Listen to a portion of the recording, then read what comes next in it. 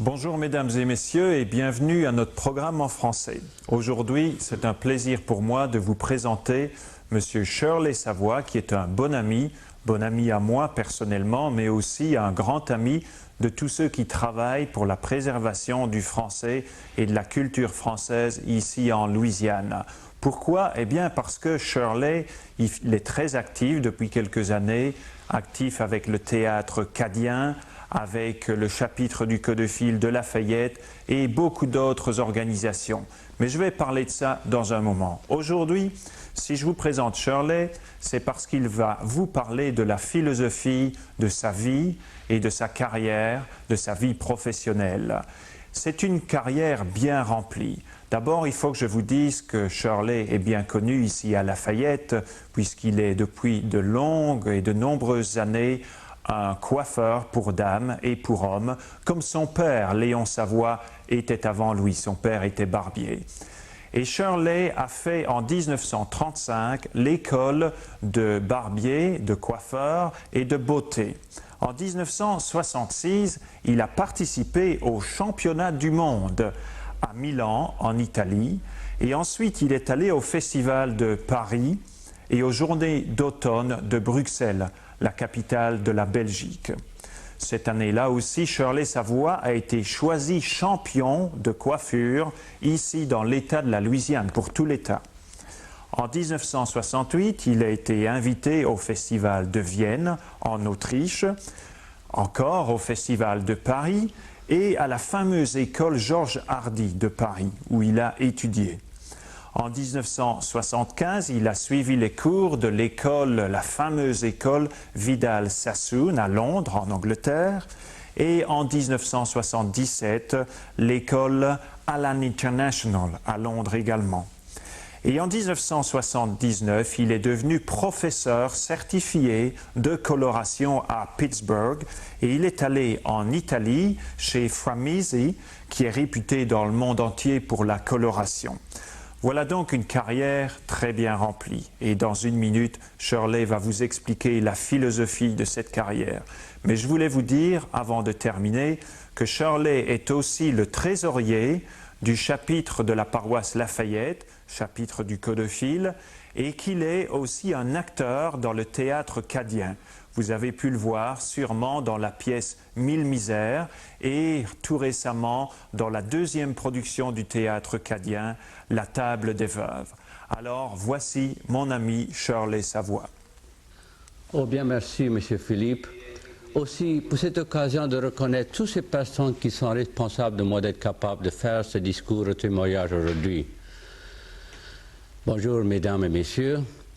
Je remercie spécialement le défunt Jean-Louis Bellante et sa femme Gigelle, et vous, M. Philippe, qui m'ont suggéré de prendre part dans le théâtre cadien. Et aussi Gigelle Bellante qui m'a traduit ce témoignage que j'ai l'honneur et le privilège de vous présenter aujourd'hui. Enfin, et surtout ma gratitude la plus sincère à ma femme Lorraine, qui m'a donné confiance et qui m'a poussé à participer aux activités de Code de Fil. Ma vie comme coiffeur. 4 ans passés, un jour j'ai reçu une lettre d'une maîtresse d'école de Lauraville High, mademoiselle Brenda Hebert, me demande de présenter une démonstration de coiffure pour Career Day, jour de carrière. Cette invitation était un compliment et j'ai accepté. Et puis j'ai réfléchi et senti un besoin de dire aux enfants quelque chose sur leur vie. Ce jour-là, je l'ai dit avant ma démonstration, je vais vous parler de ma vie de coiffeur et j'espère que vous profiterez de mes erreurs du passé et que vous accepterez mes conseils de sagesse de quelqu'un qui n'a pas achevé son éducation à l'école. Or, in other words, take my advice and complete your formal education and listen to words of wisdom from one who has not achieved his formal education at school. Oh oui, j'ai quitté l'école en 8e année. Je suis âgé de 63 ans, financièrement. J'ai très bien réussi comme maître coiffeur. Je travaille maintenant et quand je le veux, sur qui je désire et pour le prix que je demande. Le moral de ceci, laissez l'école et réussir Absolument pas. Pourquoi? Parce que pour en arriver où je suis et en abandonner mes études, il a fallu que je travaille beaucoup plus fort et plus longtemps, à cause justement de manque d'instruction. Ces manques d'instruction voulaient dire que je traverse des périodes difficiles et commettre des erreurs pénibles parce qu'il m'a fallu m'instruire entièrement par moi-même. Est-ce qu'aller à l'école aurait fait de moi un meilleur coiffeur? Certainement pas. Mais je serais devenu un bien meilleur homme d'affaires, un meilleur penseur, et j'aurais été mieux préparé pour prendre davantage des occasions qui se sont présentées. Et peut-être aurais-je profité davantage de la vie, et pour la simple raison qu'il m'aurait été plus facile de comprendre le monde et de mieux me comprendre. La règle la plus importante, la seule pour devenir maître coiffeur, compléter son instruction. Sans elle, vous êtes en une ferme et toujours vous battrez un peu. Peu importe tout le succès que vous remporterez, et vous vous tricherez vous-même en croyant que vous êtes arrivé. So the first rule and the absolute must of becoming a hairstylist or any other craft, complete your formal education. Without it, you are a cripple and will always limp a little, no matter how successful you fool yourself into thinking that you have become.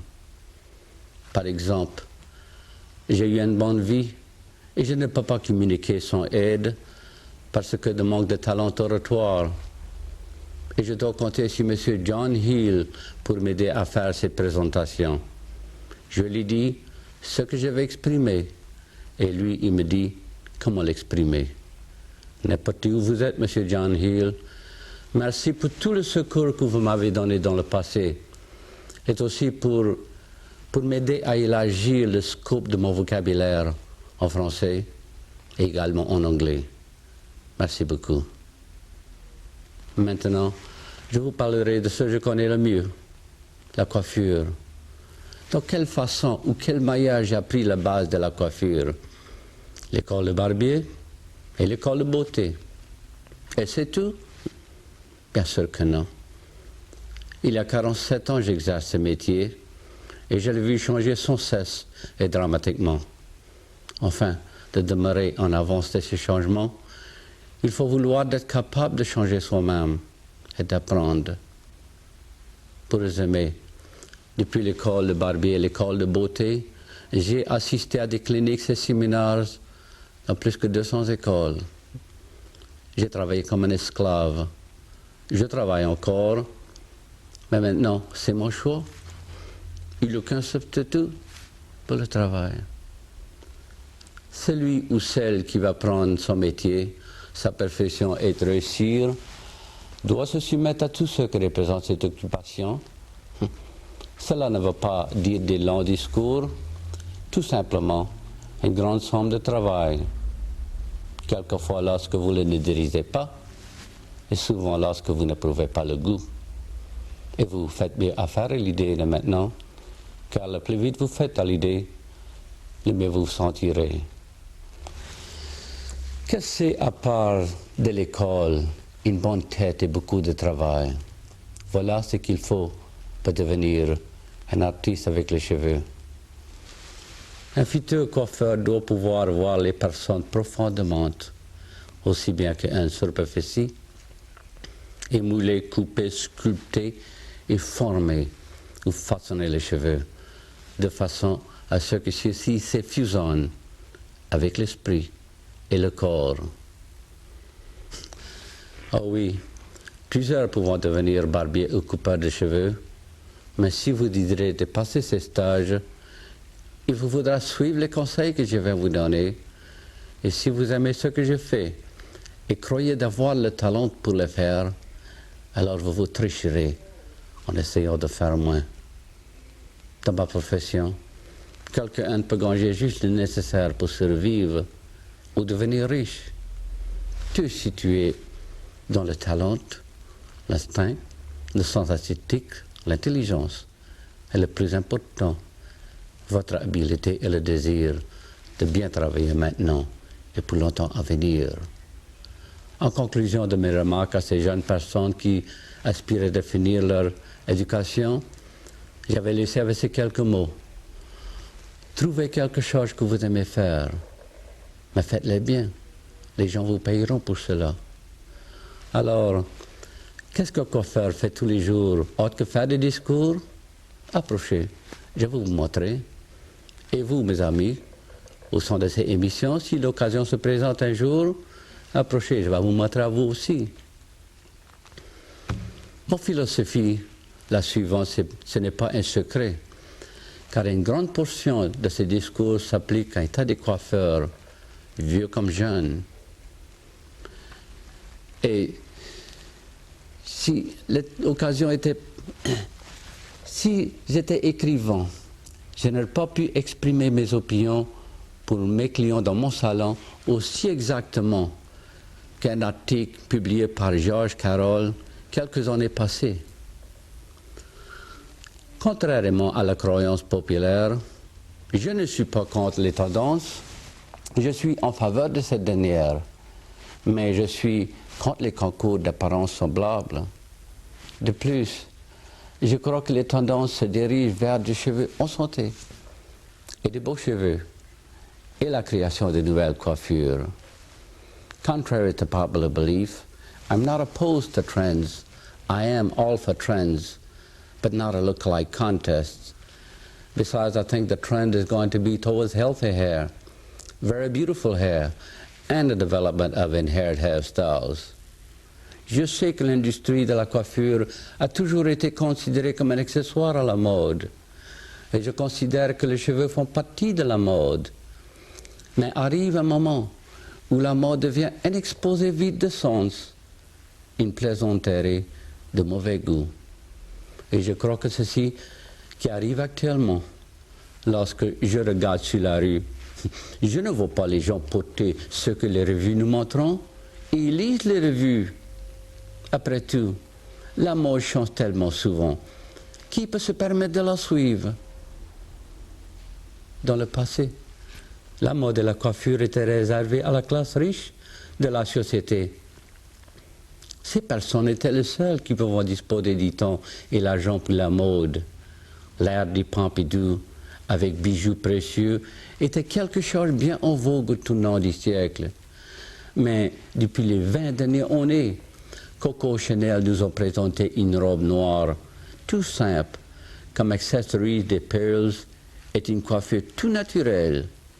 Cette mode a fait sensation à cause de son accessibilité à la masse.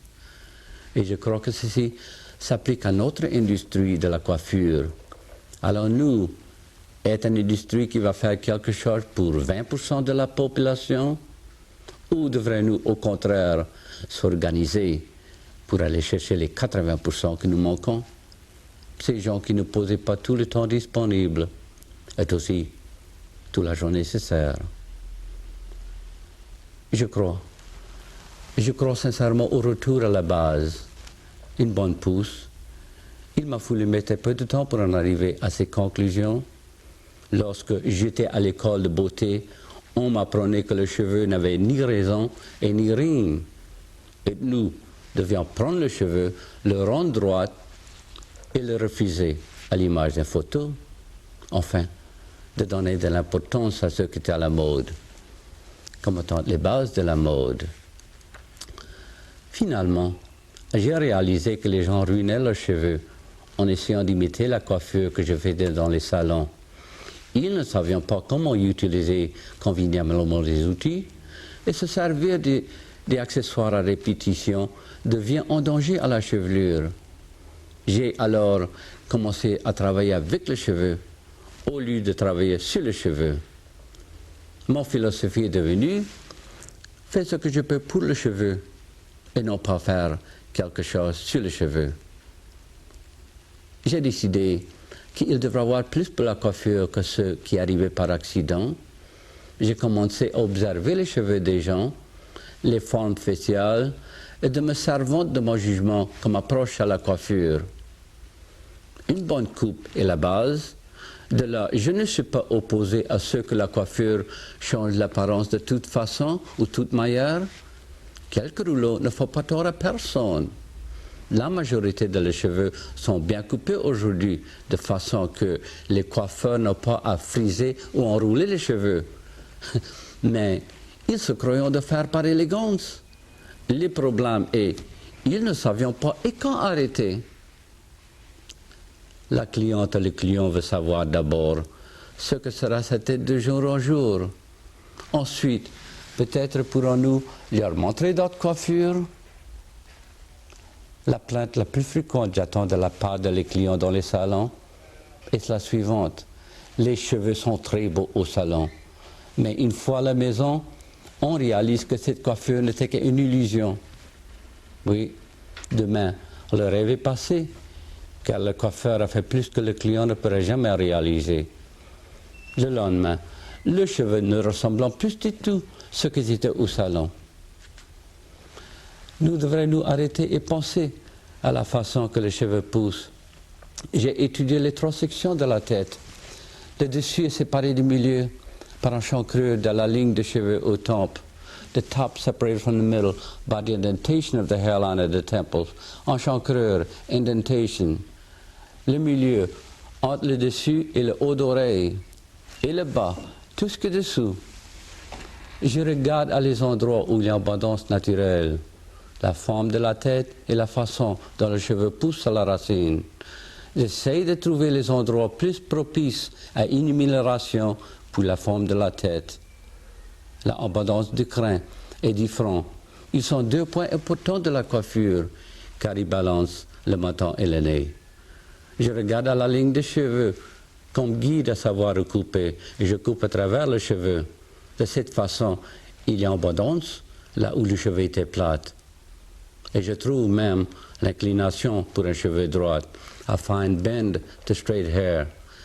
Lorsque le cheveu est coupé à travers la veine, il ne paraît pas coupé, il repousse beaucoup mieux, il est si facile à faire attention, et les gens pouvant se laver les cheveux tous les jours comme ils devront. Le cheveu a besoin d'être lavé aussi souvent que le reste du corps. Il n'est pas contre, et très important de se servir des bons produits. Ou plutôt, je devrais dire, il est important de servir des bons produits professionnels de fleurs. Mes styles et mes coupes Z, ce n'est pas de mystère. Je les appelle, attention, ça arrive, ces coupes. My style and Z-cuts are no mystery. I call them watch it happen haircuts. Je travaille mes clients face au miroir, afin qu'ils puissent voir tout ce que je fais. Et je prends souvent des photos, afin qu'elles puissent se souvenir de leur image avant la coupe. La coiffure est bien, en autant que la cliente la comprend bien. A hairstyle is as good as the client's understanding of it. Et si elle sait à l'avance ce que je fais, je pourrais en parler avec elle le temps que ses cheveux repousseront. Elle pourrait me dire ce qu'elle désire, basé sur ce que j'ai fait la première fois. Souvent, les occasions se présentent comme cela. La majorité des coiffeurs présentent un miroir aux clients lorsque tout est complété et demandent « Qu'est-ce que vous en pensez ?» Nous parlons aux gens de la santé de leurs cheveux et de l'importance d'une bonne pousse. Oh oui, bien sûr, ces derniers nous écoutent. Et c'est le plus important aspect de l'industrie.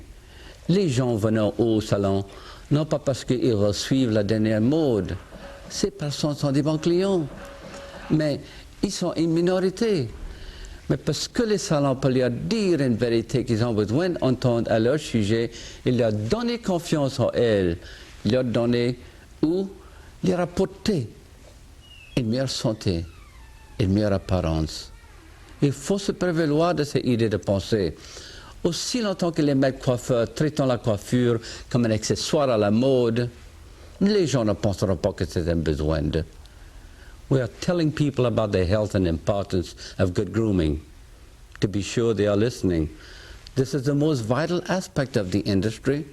Most people come to salon not because they want to keep up with the latest hairstyles. Those folks are good clients, but they are a minority. But because the salons can tell them something, they need to know about themselves and can do something that will be beneficial to their self-confidence, health, and appearance. This kind of thinking needs to prevail. As long as hairstylists keep treating hair as an accessory to fashion or as an accessory to anything, people are not going to feel it is a need.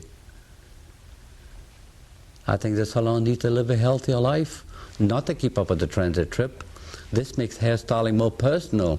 And two, it is impersonal when a hairstylist says, well, what do you want, a Arthur Hamill cut or a Farrah Fawcett cut? Je crois que les salons ont besoin de mener une meilleure vie, non pas pour garder une meilleure tendance, mais parce que cette façon fait de la coiffure quelque chose de plus personnel. Aussi, il me semble que lorsque les coiffeurs demandent à la cliente ce qu'elle désire, le climat est bien froid. Une coiffure comme Dr. Hamill ou Farrah Fawcett. Si quelqu'un vient en ma salon et demande pour une coupe comme celle de Dr. Hamill, je prends le temps de lui faire remarquer, comme ceci, en lui disant « Laissez-moi vous voir faire votre apparence de côté et de dos. » Et j'expliquerai, je peux faire quelque chose un peu dans ces genres, mais plus personnel.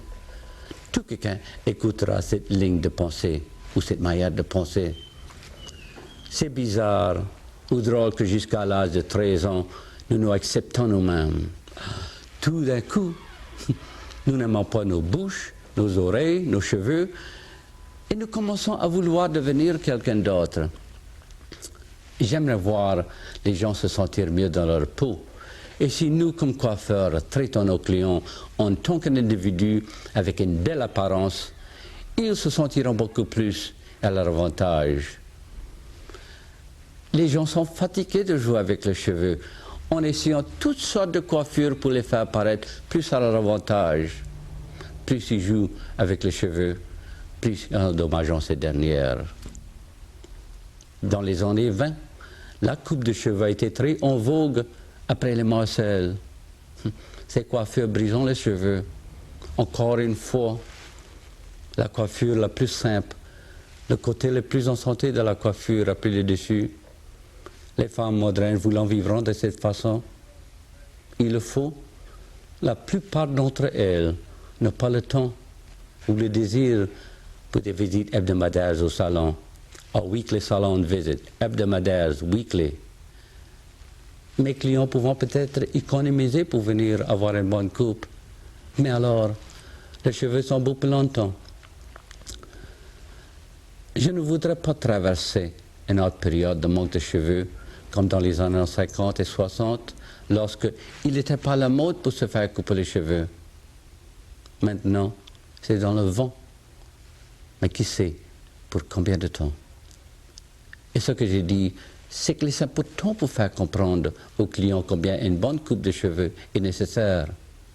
Et cela représente pour nous, maître coiffeur, des dollars et des sous. Maître coiffeur, et vous, au sein de ces émissions, vous avez trouvé quelque chose que vous aimez faire. Ben faites-le bien. Les gens vous payeront pour cela. Le temps se passe si vite. Et c'est dur de croire que dans quelques années d'ici, la fin de ma carrière approche vitement. Mais non pas les souvenirs.